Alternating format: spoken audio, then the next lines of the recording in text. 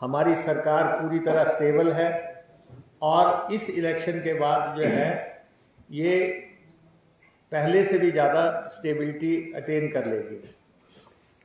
और ये जो ख्वाब भारतीय जनता पार्टी ने देखा था हिमाचल प्रदेश में सरकार गिराने का, ये अगले 45 महीने जो सरकार के हैं, सरकार तो चलेगी, पूरे 5 साल चलेगी और कोई भी, हमने पहले भी कहा, इस सरकार को कोई गिरा नहीं सकता।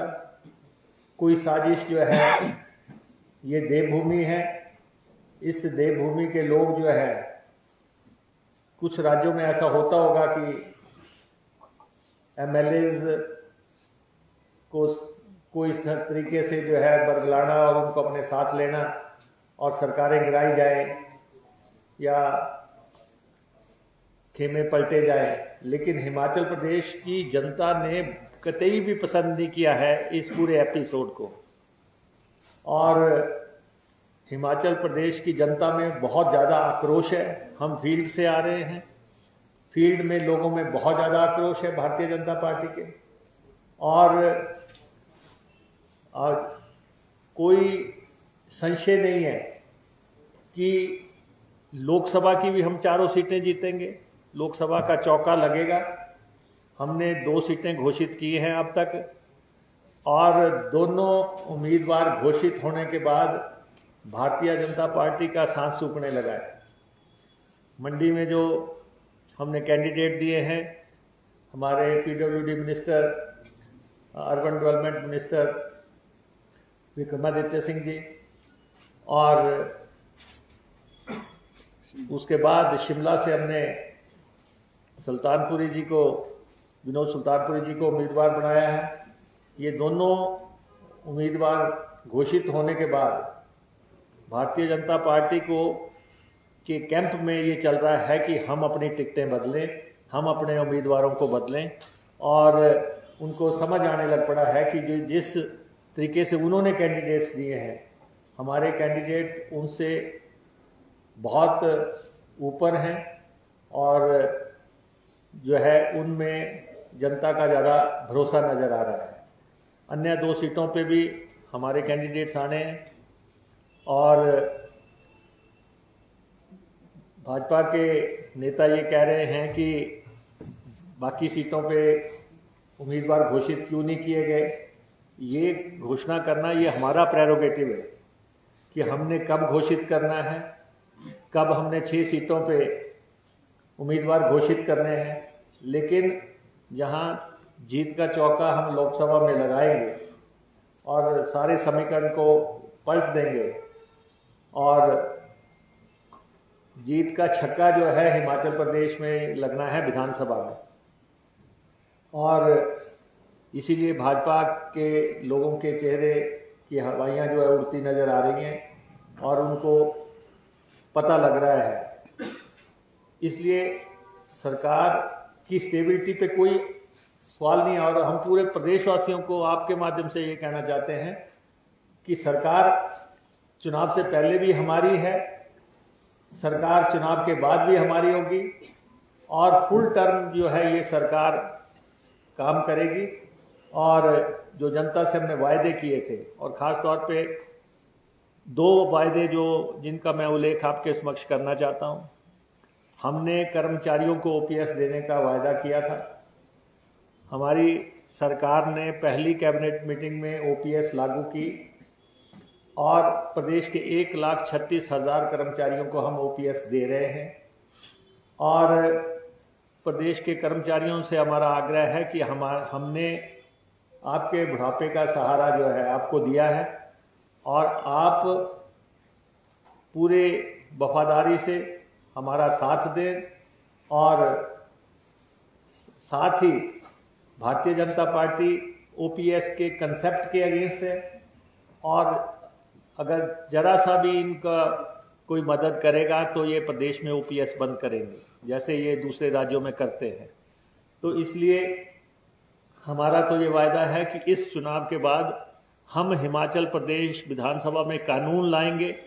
कानून ला के भी हम ओपीएस को जो है कानूनन लबादा भी पहना देंगे। अभी हमने एडमिनिस्ट्रेटिव ऑर्डर किए हैं हम इसको कानूनन शक्ल भी देंगे कि हम प्रदेश के कर्मचारियों के साथ हैं और 1,36,000 कर्मचारियों के परिवारों के बुढ़ापे को हम नज़र में रखते हुए उनका हर संभव सहयोग करना चाहते हैं।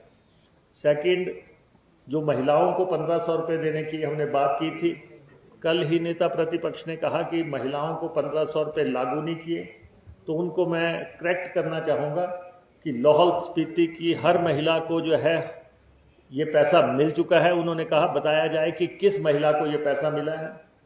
लाहौल स्पीति से हमने शुरू किया था, उसके बाद हमने नोटिफिकेशन की सारे हिमाचल प्रदेश के लिए, और ये महिला विरोधी लोग हैं, ये इलेक्शन कमीशन में गए और इन्होंने हमारी जो मंशा है महिलाओं को 1,500 रुपये देने की, उसको जो है रोकने की कोशिश की।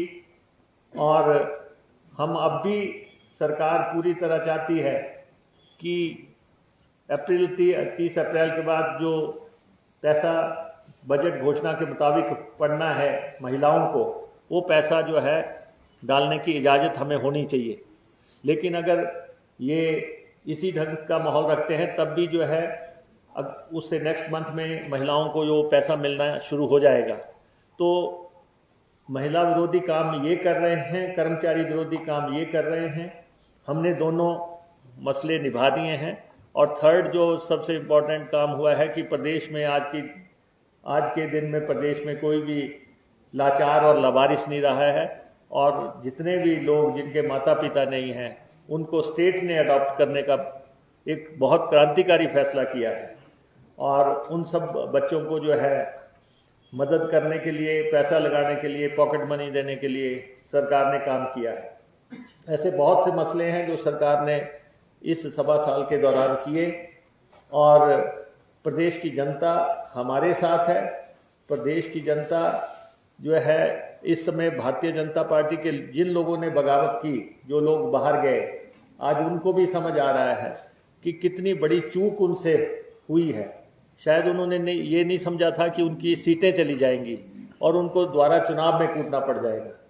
और जो इंडिपेंडेंट्स हैं उनसे भी जनता पूछ रही है कि आप अगर आज एमएलए हैं, कल जब दोबारा आप इस्तीफा दोगे फिर आप क्या बनोगे। तो ये लोग, भारतीय जनता पार्टी ने जो एक चक्रव्यूह रचा था, भाजपा उसमें ही फंस गई है।